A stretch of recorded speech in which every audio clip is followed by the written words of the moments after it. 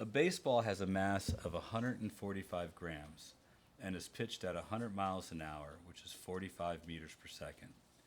A professional baseball player making a solid strike on a fastball can strike the ball with an exit speed of 120 miles per hour, or about 54 meters per second, using a regulation bat.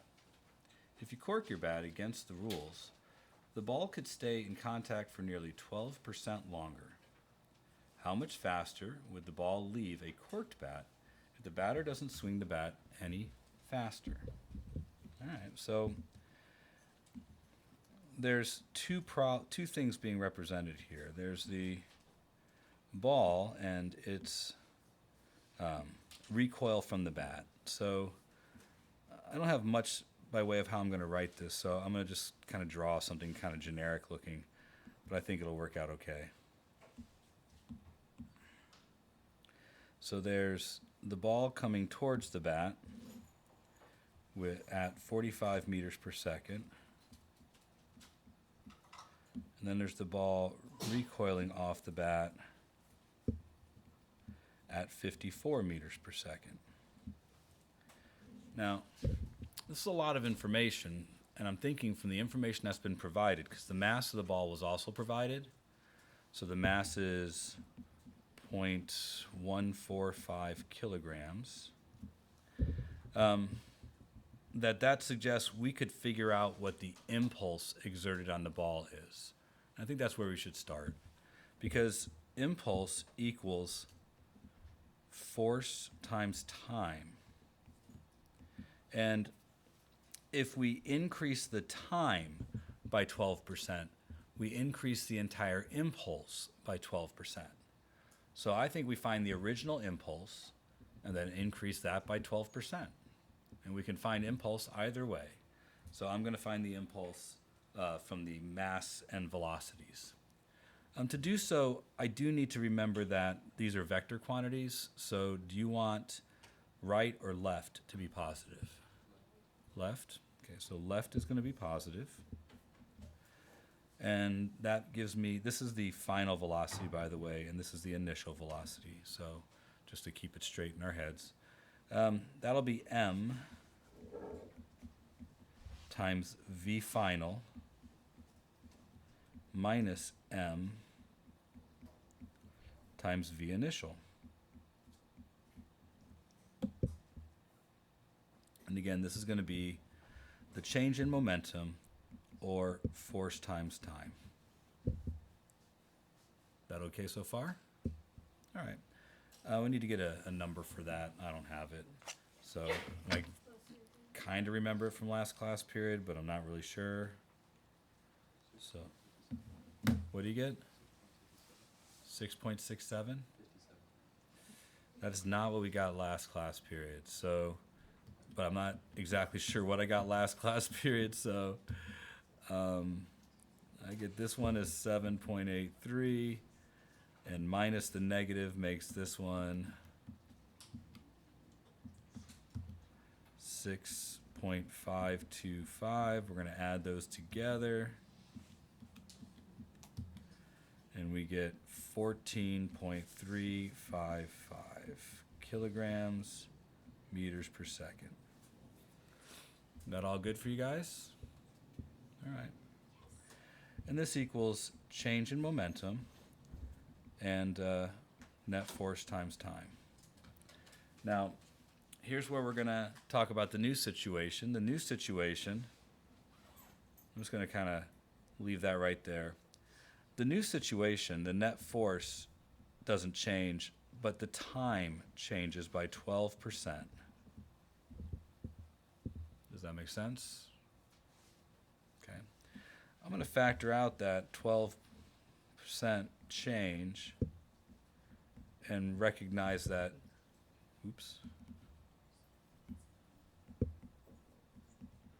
that this is this from earlier. Agreed? Okay. So that's going to be 1.12 times 14.355. Well, this has to equal the change in momentum of the ball again. Now, the initial velocity of the ball isn't changing. The pitcher pitches it the same way.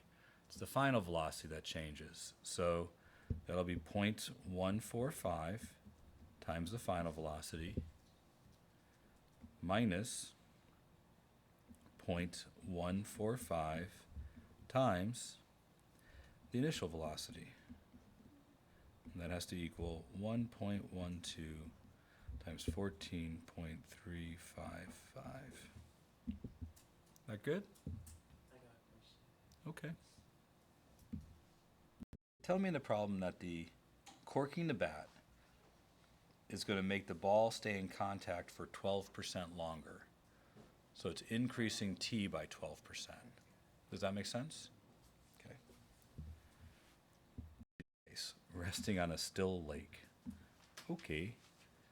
I guess so, if you say so. So there's my still lake, my sheet of ice, and my boy. There we go. All right, so he's 30 kilograms, and this sheet of ice is 60 kilograms, and it is 20 meters long.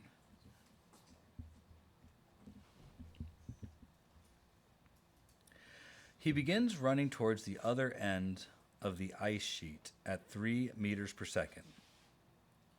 How fast will the ice sheet move while the boy runs? Okay. What is the momentum of the system now? With the boy just sitting there. Nothing, it's zero, yeah. So we're going to treat this like a collision. And there's another problem like this. It's the problem that has the car with the spring in the middle. It's going to be the same kind of question.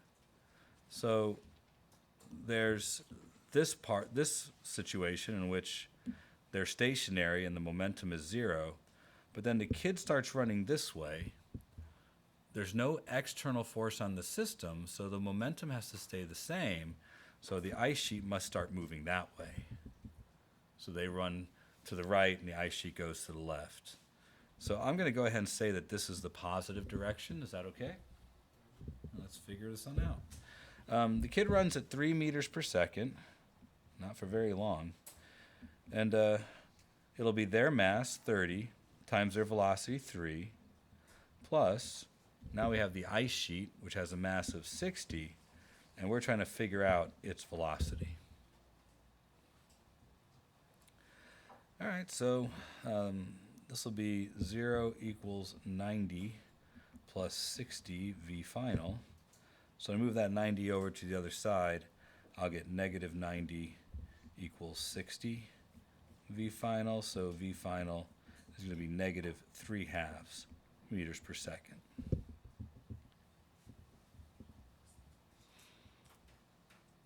What's the net momentum of the system? Still zero.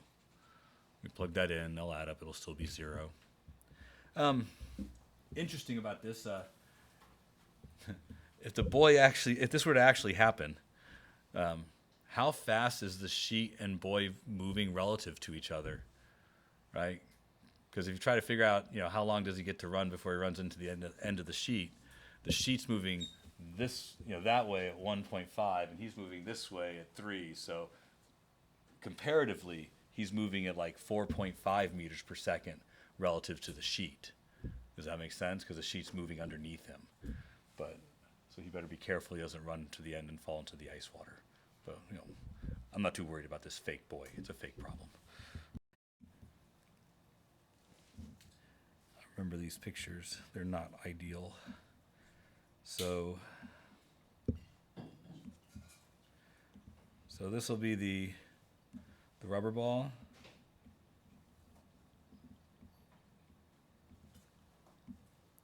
And this is the clay ball. And you're not going to like this answer perhaps, but it is what it is. In both cases, the velocity of the center of mass is what they're talking about here. And although the box has no velocity before the collision, the momentum of the system is the same for both the rubber ball and the clay ball.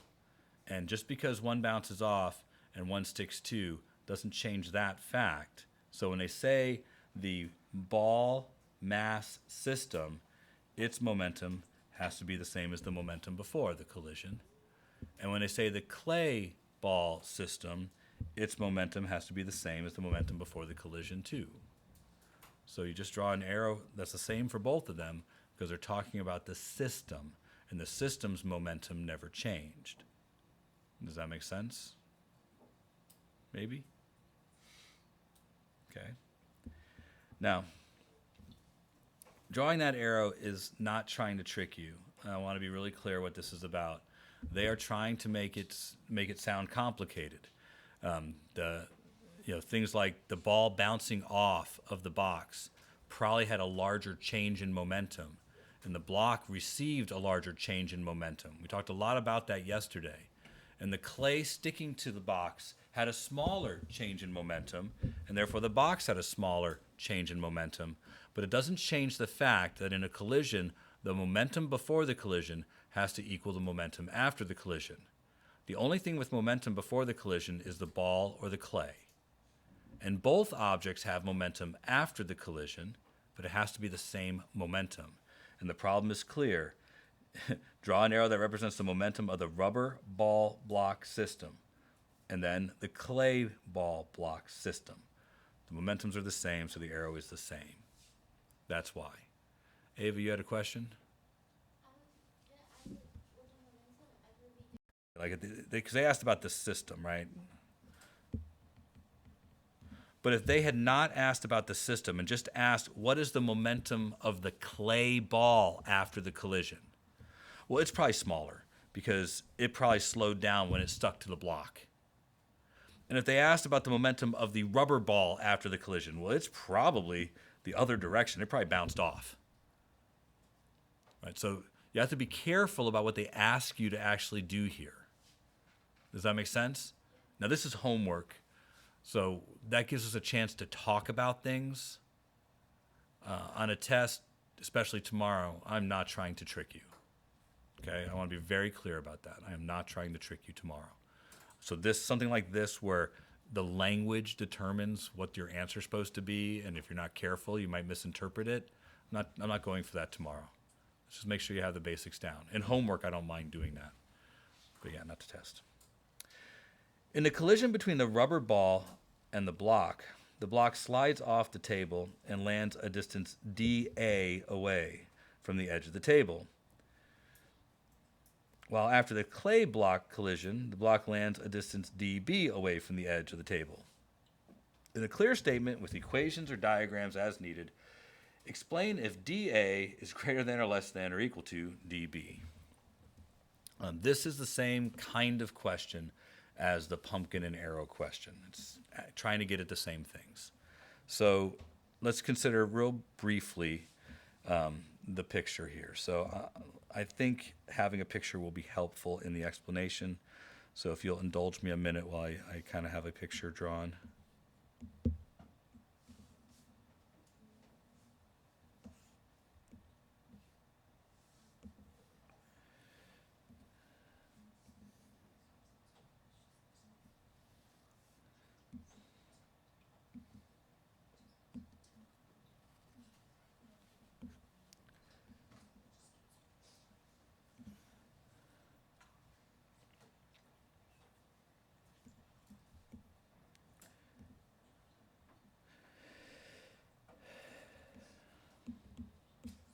Okay, so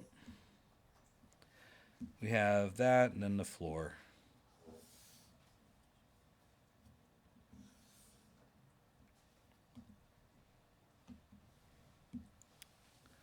Okay, and this is the clay side, and this is the rubber ball side. Oh no, it's the other way around. Not that it matters, but let's keep it like the picture. Okay. Case 1, the rubber ball. And case 2, the clay ball.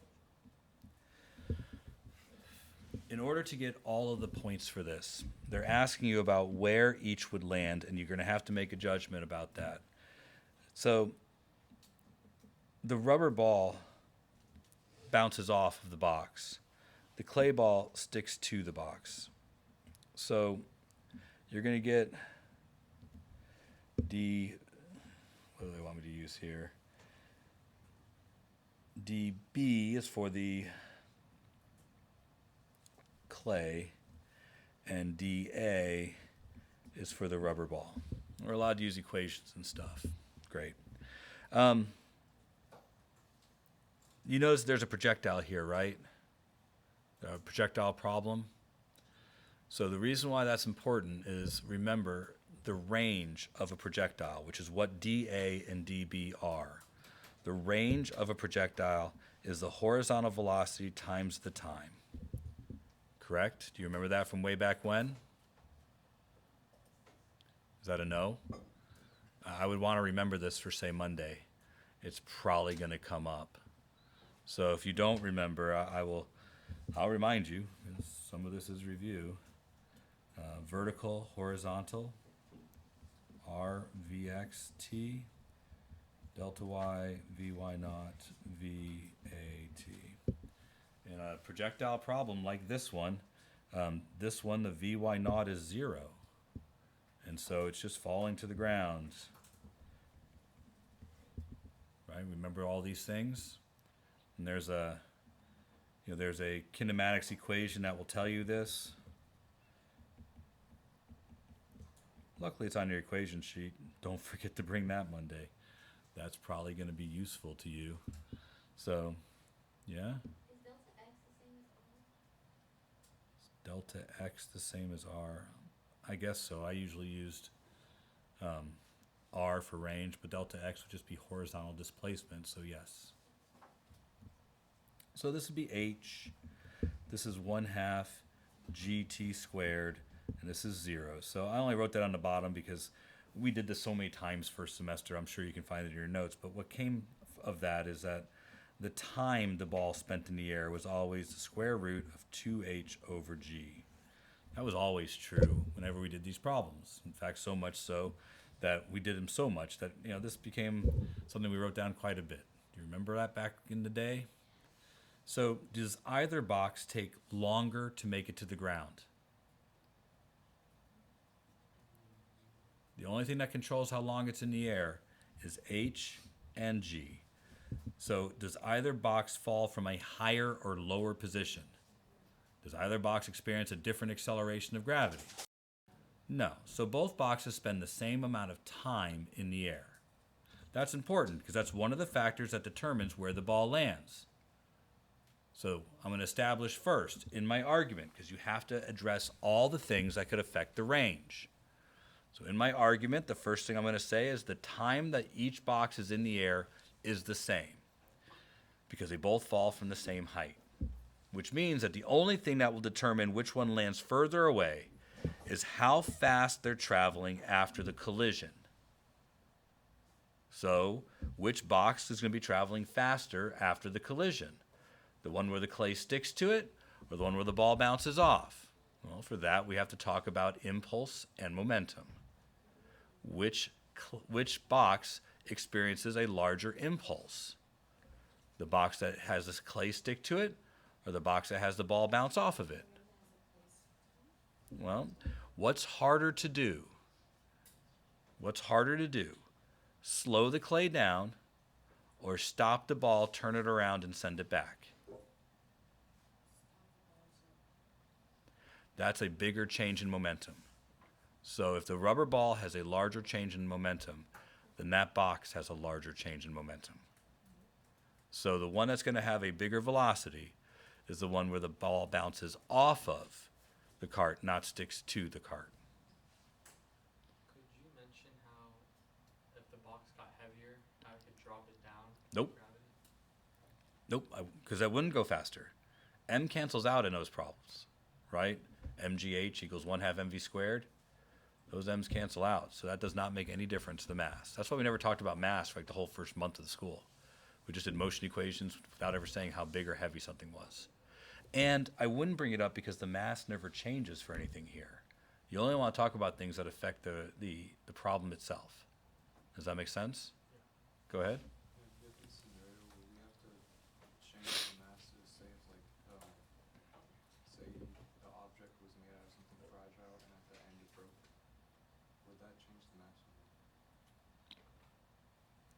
It'd break during the collision, so no, not really. Or break due to the collision, so no. And again, not trying to, you're not gonna have, we're not gonna create some new scenario to make it tough. I mean, the idea here is that even if the thing broke apart, the center of mass will still have the same momentum. So that's still at play here, so it wouldn't affect the problem at all. Sparrow. Beak. Wings. Flap, flap, flap, flap, flap. Wing, flap, flap, flap, flap. Is that a sparrow? That's my sparrow. Make fun of it at your own peril. And then a dragonfly. There. Is that good? Good dragonfly and sparrow? Say yes, Mr. Shelton. Those are fantastic. Thank you. I need to feed my frail ego. Okay, not so much.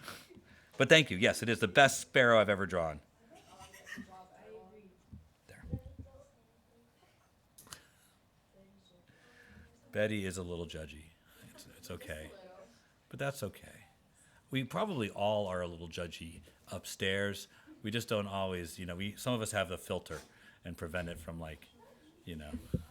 So maybe it's not a judgy thing. Maybe it's a filter thing. So momentum is conserved.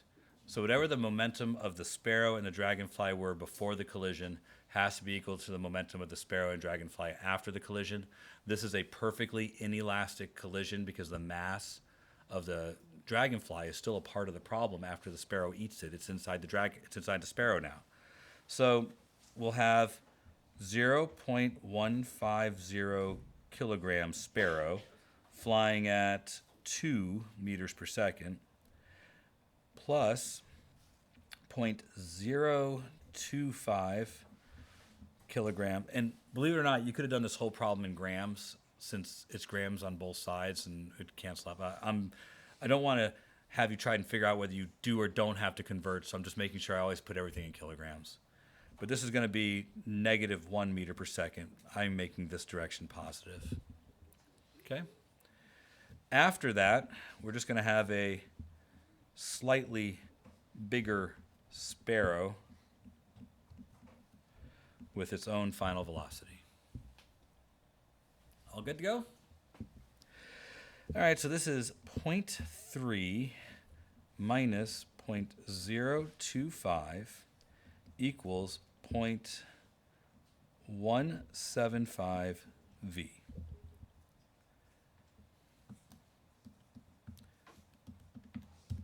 So I get 0.275 equals 0.175 V.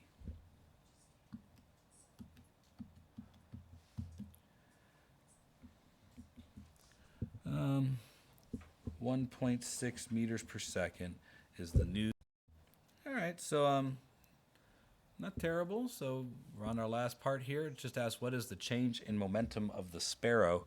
The change in momentum of the sparrow is the same as the change in momentum of the dragonfly, by the way. Something I want to keep reiterating here. One of them, they both have a change in momentum.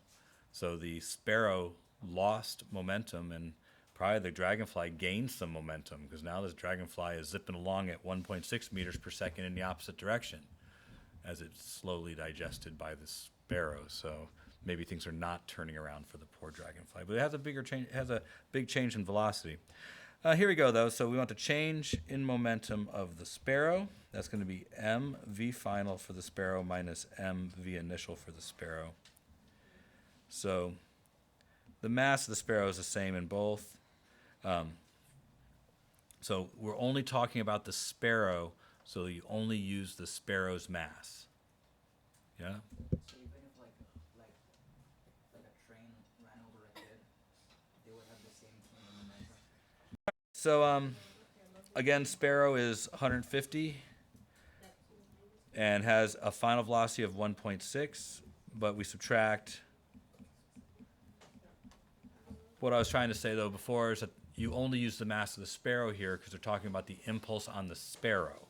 So even though the sparrow has now gotten a little bit wider around the midsection, that's still the dragonfly for the part talking about change of momentum. And that's it. So this works out to be negative. As we said, the sparrow lost momentum.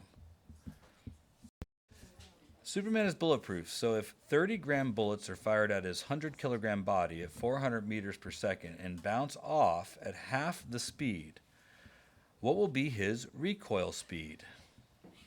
Okie doke. So, Superman is bulletproof.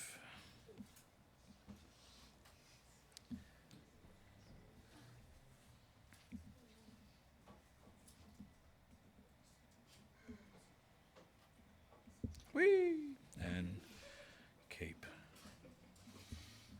Superman. And versus bullet. So the bullets bounce off of Superman. And when they do, Superman has a recoil velocity. We'll assume that there's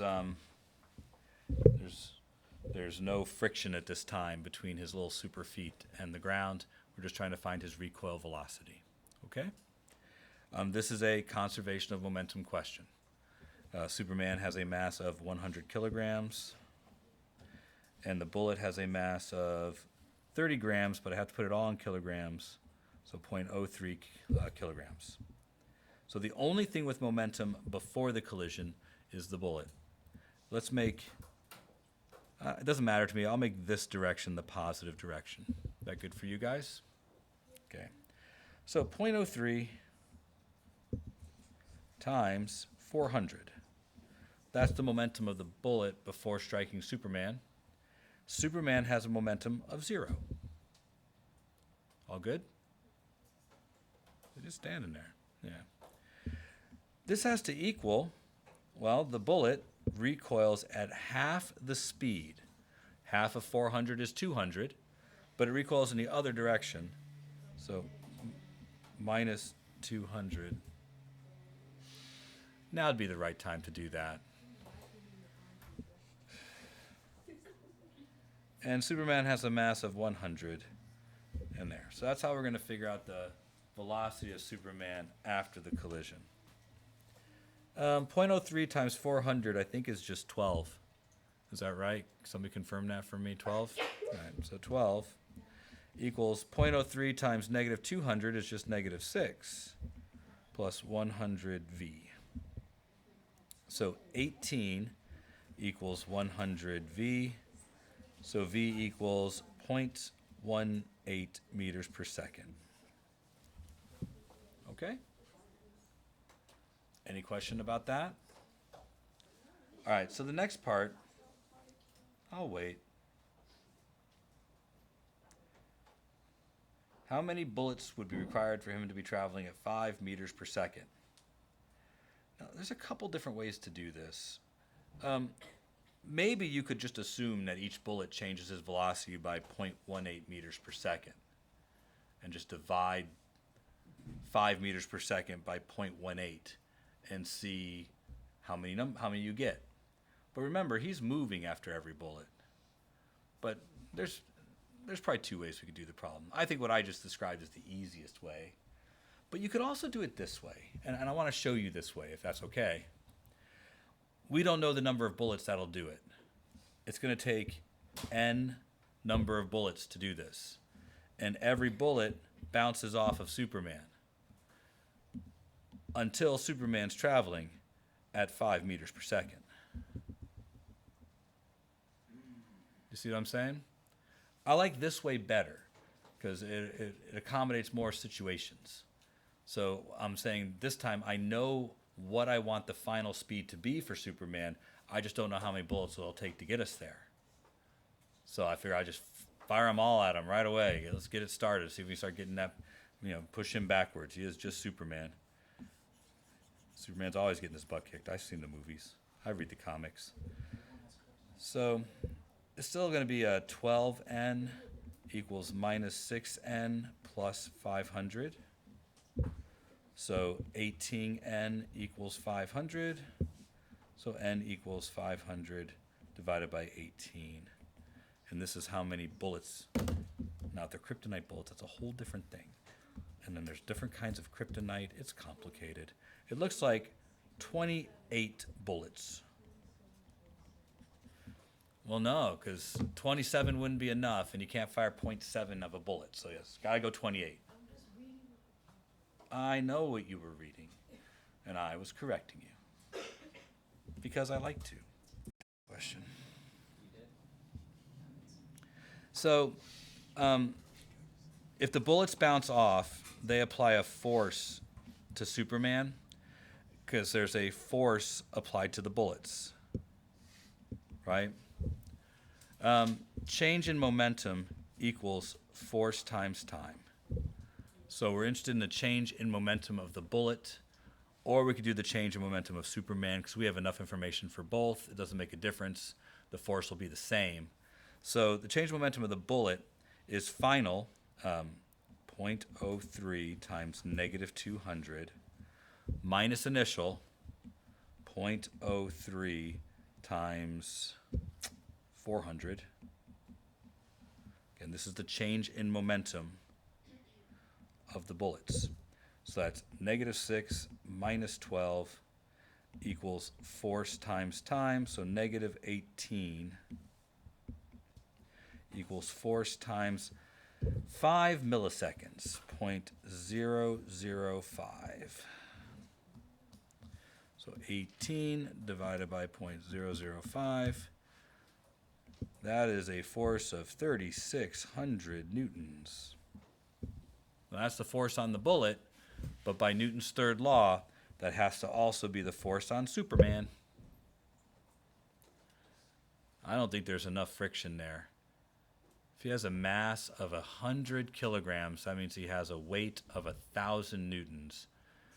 And we would need a lot of coefficient of friction. Like we'd need like super glue to go with Superman on a super feet, right?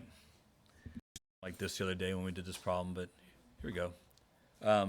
This is what happens, right?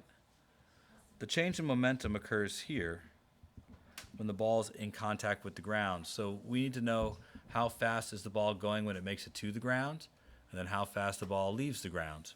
We don't have that, though. We have the height of the ball before it reaches the ground and the height that it recoils to after it leaves the ground. So I think we want to advance this problem to the moment just before it contacts the ground and the moment just after it contacts the ground. Because just before it contacts the ground, it's got a downwards velocity. This will be the initial velocity of the ball. And we can figure out this initial velocity because energy is conserved. We have mgh here and 1/2 mv squared here. So setting these equal to each other, we'll find that VI is equal to the square root of 2GH, which is going to be square root of 40, which is like 6.3. And that's plus or minus. So do you want downwards to be minus or do you want downwards to be plus? Downwards is what?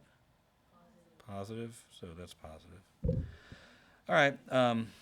The ball recoils off the ground with an upward velocity. This is going to be V initial. Oh, wait. This is V final. Sorry. Duh.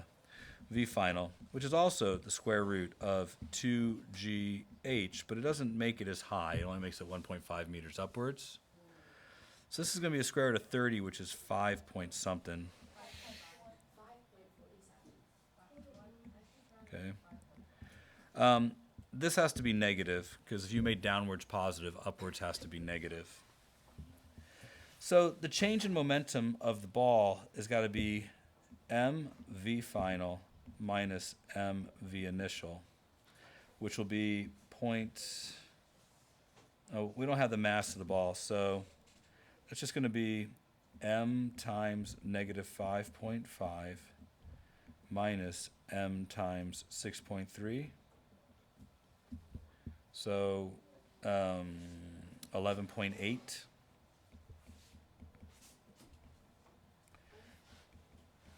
We just don't have something to use for m, so we just put m in the equation. Go ahead. Would you not divide by the time?